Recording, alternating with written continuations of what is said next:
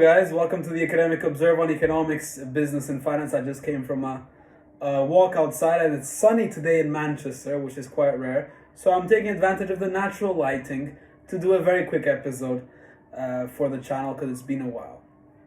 Look, let's begin this way. I'd be sure you've all heard about all these talks that countries have been seeking gold to diversify their international reserves, many of which are trying to move away from the dollar, from the greenback hegemony that currently stands with the United States and the US dollar.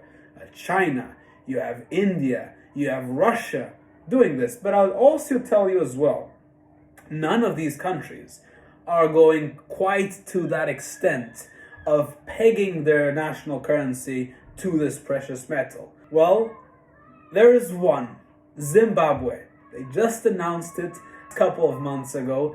Yes, that hyperinflationary nation that we all know too well, back like they never left. And it's incredible when I saw that news. They're naming this new CBDC, which is a central bank digital currency, ZiG, for Zimbabwe Gold. And their goal here will be, I assume, stability. I assume presenting a strong and competitive currency and restoring it once and for all. So let's understand that core and ask also the question of why. Why? I read an article from the country's Reserve Bank, the RBZ, that said their gold reserves had been already inspected, and the governor that inspected them, Dr. Banu he's called, he was notified the quantity in the vaults to be around 1.5 metric tons of gold, disclosed.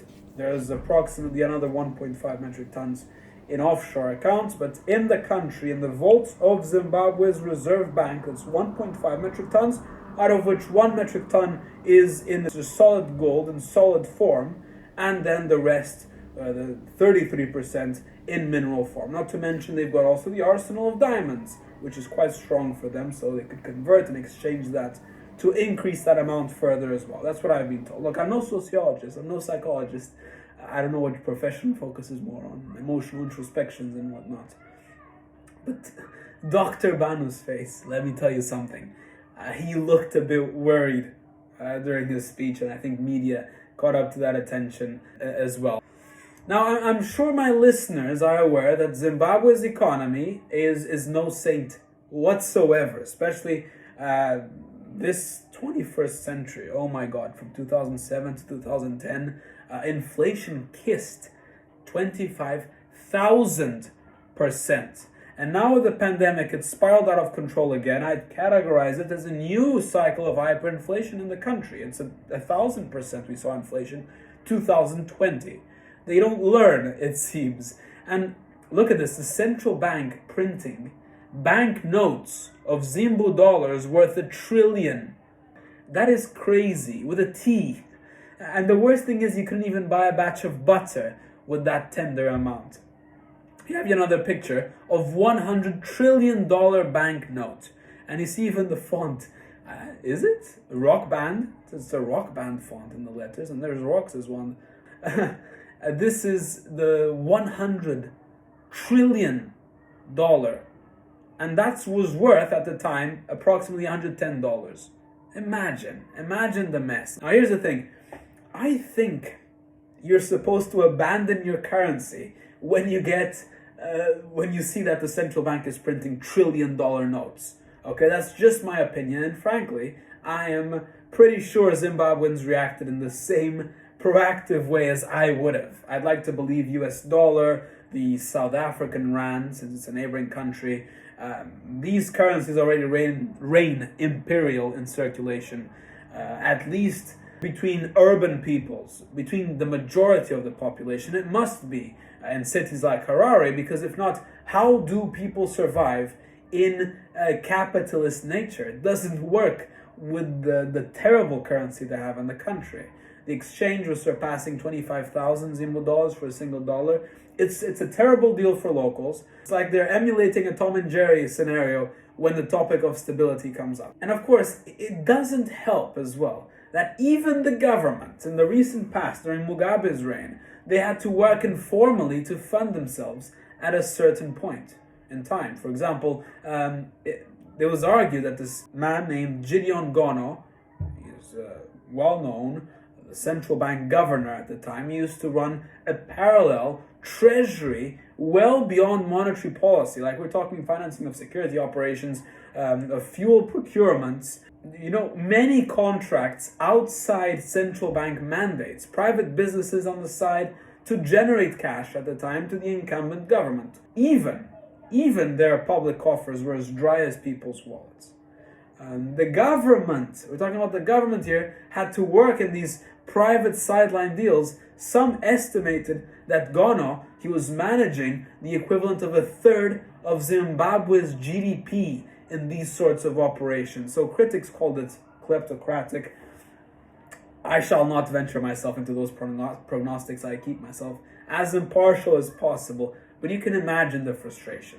How do you trust a government that is doing these things? So moving forward, look, we've been told rough times, what do they call for? They call for rough measures, and historic ones as well. And I think that's the case for what Zimbabwe is doing right now. The detail for ZiG as the new currency is quite interesting. The last currency, if I recall correctly, to be backed by gold was the Swiss franc in 1999. So this is a new thing for the 21st century. They've drafted documents describing it quite well. I've read some of it as well. Spare me. It's 78 pages long, but the best part I noticed was at the end in section C. So I will share that with you. Now, what are they talking about? Well, essentially, and very generically speaking, I'm talking right now, they were talking about how they can carry a healthy, a sustainable multi-currency system where people actually respect local currency, because currently that local currency is completely non-respectable, and understandably so as well. So, I'm sorry, volatility and real exchange of local money is so high, it will never render functional in a multi-currency system the way it is right now. And, we've explained that already. There simply is too high a demand for forex, for foreign exchange. The margins of interbanks and parallel markets are also rising. They're also rising. So the central bank must find creative ways, like they've done now with ZiG, to recalibrate monetary supply, to address the instability crisis that has been instilled in the country, to remonetize that local currency so that it can serve, I'm not even saying with good value, I'm saying with minimal value, as a minimally useful medium of exchange. And that's loud and that's very clear as you go and read the document. And I think it's very straightforward as well. Hopefully, ZiG does the job. Now, how will it be done?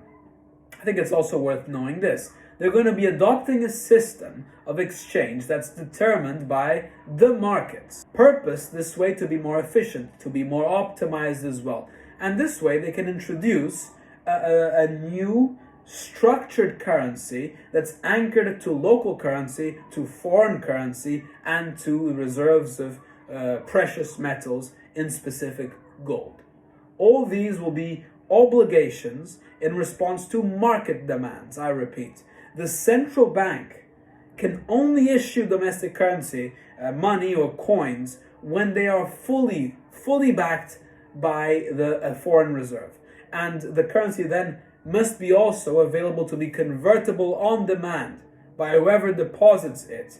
I think it makes ZiG so special, because what it tells me as well is that Zimbabwe would potentially discontinue almost all of its quasi-fiscal activities, the alignments of interest rates, of real positive interest rates, expectations of exchange rates. All of this, poof. No? Am I thinking wrong here? The growth of money reserve has to be contained within the limits of gold reserves.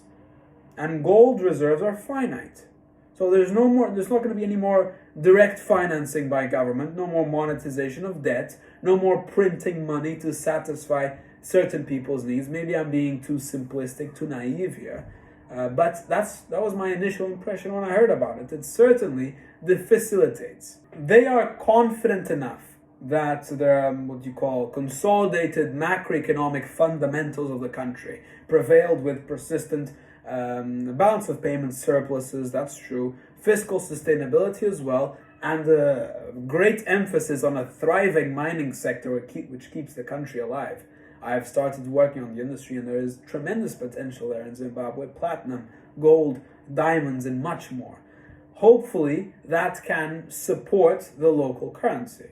This is all theory. I'd like to see it applied practically. That's why I have great expectations for this. Let's see just how transactional convenience really works in Zimbabwe. From April 5th, earlier last month, banks were all asked to convert all their Zimbu dollars into the new currency, into the ZiG. ZiG will now circulate with other currencies in the market freely at a closed exchange rate to the price of gold. The Troy ounce, as you could classify it. So it's going to become a cash-light economy, and I'm all there for it. The currency should be refundable. If a citizen suspects wrongdoings from the central bank, they should be able to ask for refunds. Euros, dollars, gold bars, who knows? Will it be successful? Let's see. But yeah, this was Nun Gomsh, the Academic Observer on Economics on Business and Finance. And I hope you enjoyed this very brief episode of the new Zimbabwe Gold implementation. Thank you very much.